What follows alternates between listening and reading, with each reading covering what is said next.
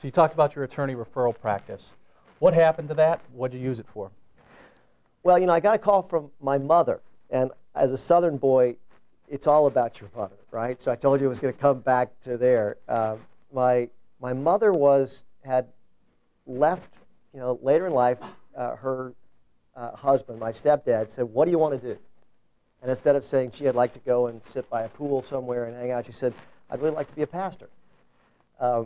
At a time when the fundamentalists had just taken over the Southern Baptist Convention and were literally telling women that they didn't have the right to be pastors, right? So I got a call from her, another one, telling me what was going on. I thought, that's nuts. Somebody's got to tell that story.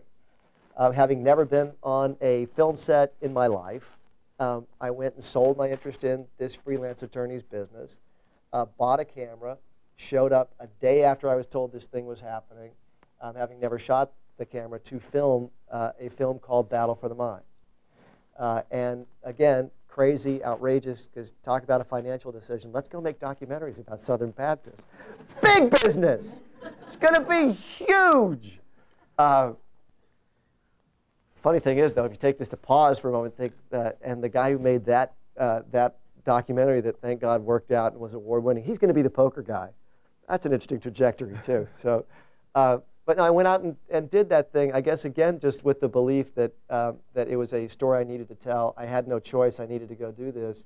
The film, thank God, did very well. It was my film school. So from soup to nuts, from the beginning to the end, we shot most of it on 16mm film.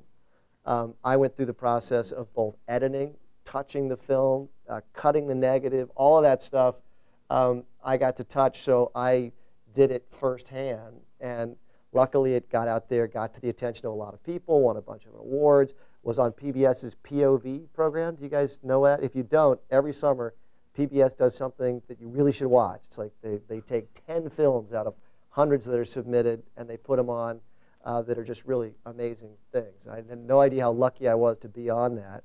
But because of that, I got to the attention of Norman Lear, big muckety-muck television genius guy who created All in the Family and all the great sitcoms of the 70s.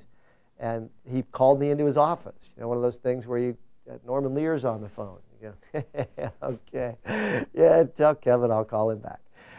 But he called and said, you know, I saw this film. One of our mutual friends had sent it to him and said, we should meet. And I said, okay.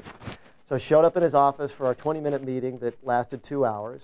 And by the end of that, we pretty much determined we should create a show together. That I had said, hey, here's something I want to do. And he said, yeah, it sounds cool. Never take those things lightly. A week later, I came back with a treatment that was a bitchin' treatment. It was a good treatment of that show and that concept that we had in that room that he liked so much. He brought Al Burton, Adams and I both, that's how Adam and I met. He's a mentor of both Adam and myself, into that project. So the first time I was ever on a television show, I was creating a show with one of the great icons of the business as a equivalent executive producer with him.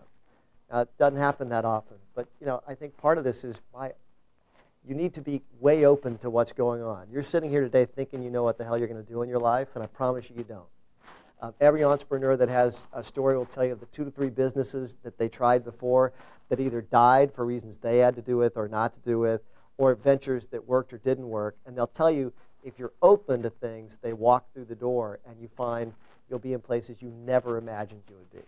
I mean, the poker guy, never. I'm telling you, when I was sitting there, when everybody had me slated to be in politics, when everybody had me slated to be out, you know, making more and more films and television and things of that sort, and poker wandered in, that just is where opportunity should open your eyes. What was the concept of the show? Actually, the new show that's coming out right now, the guys that did American Idol, that's our show. Their thing where they're taking entrepreneurs and it's the new big idea. This was a panel show, and the pilot we did had Martin Mull and Debbie Fields of Mrs. Fields Cookies and a number of people, where people would give their great ideas, whether it was dating ideas, you know, all the way to entrepreneurial ideas, and the panel would vote for which one they liked, and then we would actually help them make it happen, was the payoff. Great show idea, but as happens in television, didn't happen, right? We made a pilot, due to circumstances completely beyond our control, they didn't take the pilot and do anything else with it. But because of that, I met Al Burton. Al Burton brought me into a show he was doing at Comedy Central, and again, having never been on a television set other than my pilot for this thing, Al Burton brought me in, God love him, and said, "Why don't you come produce this show?" So here I'm walking in with a crew that has done a million of these things, and I'm walking in as the producer of the show to make the thing happen.